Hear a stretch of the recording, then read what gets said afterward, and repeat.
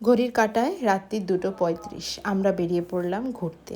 রাজস্থান থেকে কলকাতা ফিরবো খুব তাড়াতাড়ি, তার আগে ভাবলাম একটুখানি ঘুরে নিই। আমি রাজস্থানের আগে অনেকবার আসলেও কোথাও ঘুরতে যাওয়া হয়নি।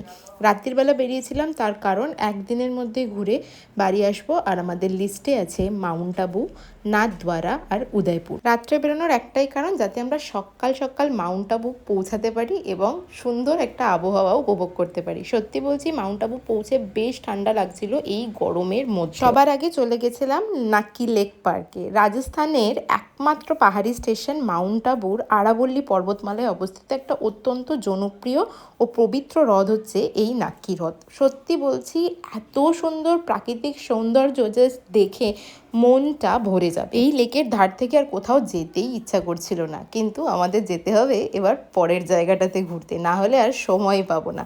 তারপর আমরা চলে আসলাম আরবুদা দেবীর মন্দির। এটি একটি ঐতিহাসিক হিন্দু গুহা মন্দির। এই মন্দিরটা দেবী দুর্গাকে উৎসর্গ করে নির্মিত হয়েছে। এটি সমুদ্রপৃষ্ঠ থেকে প্রায় 1220 মিটার উচ্চতায় একটা খাড়া পাহাড়ের গায়ে প্রাকৃতিক পাথরের খাঁজে অবস্থিত।